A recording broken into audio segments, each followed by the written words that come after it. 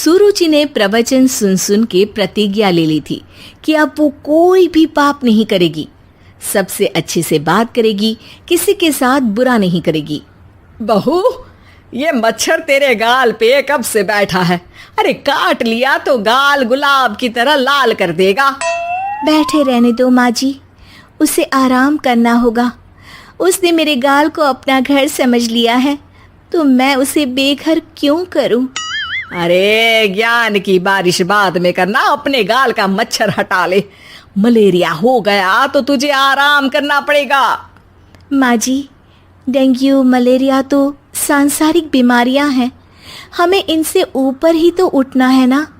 अरे बेटा, इनसे आदमी ऊपर ही उठ जाता है। क्या हुआ? काट लिया। अरे मैंने तो कहा ही था, मार देना था उसको।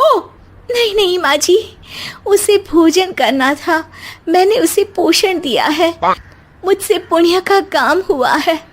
अरे उड़ रहा है टुनटुना के, ताली बजा के मार दे वरना फिर काट खाएगा। नहीं नहीं माँ जी, जीव हत्या करना पाप है।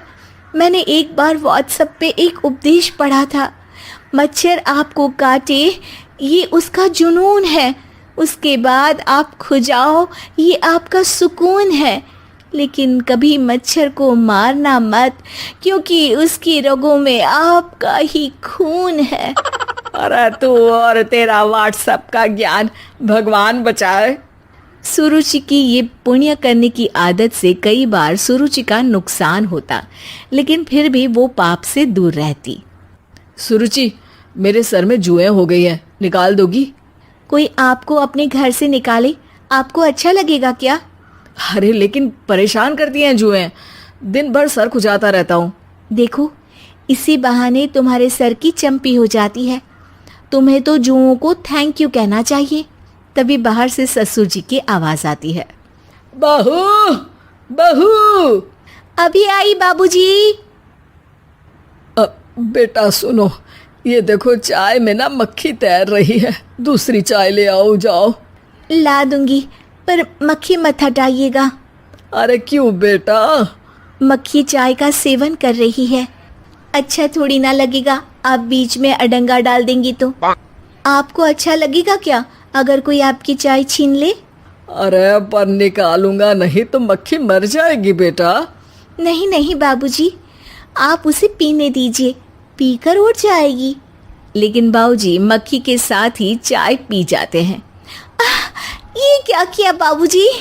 अरे मक्खी सिर्फ चाय ही क्यों पिए, आज सुबह मैंने मिठाई भी खाई है, पेट में ही है, वो पेट में चाय भी पीती रहेगी और मिठाई भी खाती रहेगी। सुरुचि को समझ में नहीं आता कि वो बाबूजी के इस कारनामे पर क्या जवाब दे। वो सास के पास जाती है। सास के हाथ में एक खटमल मारने की दवाई है। माँ जी, आपके हाथ में ये क्या है? अरे बेटा, तू तो बीए पढ़ी है, इतना तो पढ़ने में आया ही होगा कि ये खटमल की दवाई है। माँ जी, आप क्यों मार रही हैं खटमल? मत मारिए माँ जी, आप अपनी नींद के लिए खटमलों को हमेशा के लिए सुला देना चाहती हैं। अरे अब चुप भी हो जाओ देवी, पुरानी दवाई है, एक्सपायर हो गई है, फेंकने जा रही हूँ, नहीं मार रही हूँ खटमल। और वैसे भी खटमल से ज्यादा तो तूने हमारी नींद हराम कर रखी है। माँ जी, पुण्य करना चाहिए, आपको तो ज्यादा करना चाहिए, आपकी तो उम्र भी हो रही है। अरे उम्र से याद आया, बैंक में जाकर जन्म तारीख सही करवानी है, तैयार हो जा, कल स्कूटी चला के ले जाना मुझे। अगले दिन सास घर से निकलने से पहले दही शक्कर खा रही है और जल्दी जल्दी में हाथ नहीं धोती। बहू स्कूटी निकालती है और सास ताला लगाती है।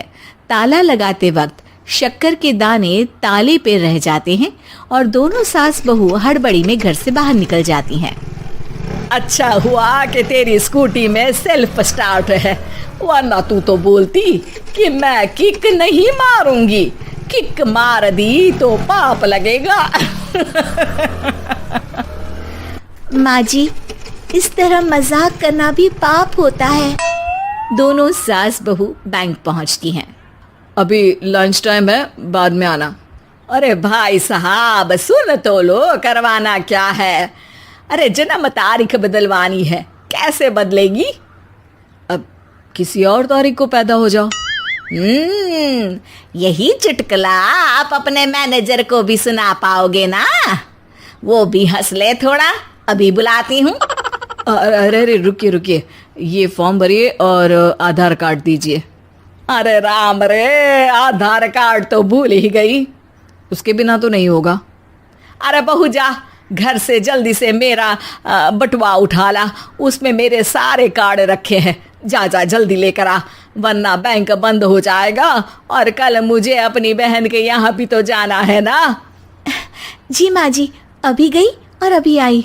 अरे रुक, चाबी तो लेकर जा घर की। बहू जल्दी से घर पहुंचती है, लेकिन घर पहुंचते ही देखती है कि ताले पे बहुत सारी चींटियां हैं, जो माँ के ताला लगाते वक्त हाथ से ताले पे शक्कर छूट जाने के कारण आ गई थी। चींटियां हट जाओ, मुझे आधार कार्ड निकालना है। बहू चींटियों को हटाती नहीं है, उनसे मिन्नतें करने लगती है। सुनो, हट जाओगी तो और भी शक्कर के दाने खिलाऊंगी। अभी सास का काम बहुत ज़रूरी है, मेरी बात सुन लो, मान लो। मैंने तुमको हटाया तो पाप हो जाएगा। चींटियाँ कैसे सुरुचि की बातें सुनती जब घर में ही उसकी कोई नहीं सुनता था। शाम हो जाती है पर चींटियाँ हटती नहीं है। तभी सास वहाँ ऑटो से आ जाती है। अरे कहाँ रह गई तू? बैंक भी बंद हो गया। माँ जी, ताले पे चींटी।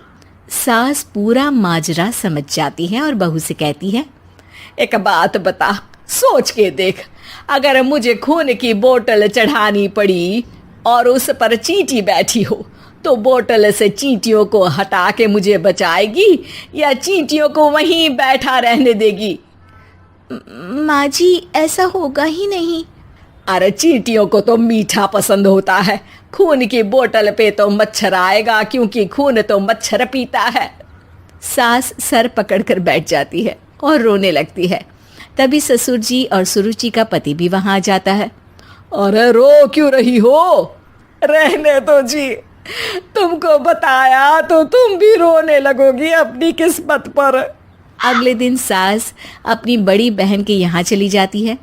पति अपना काम कर रहा होता है और सुरुचि उसके पास जाकर कहती है, ये जुएं ख़त्म करने की दवाई है, मैं मालिश कर देती हूँ। अरे लेकिन तुमको पाप नहीं लगेगा? अपनों की खुशी के लिए अगर छोटे मोटे पाप करने पड़े तो वो पाप अच्छे हैं जी।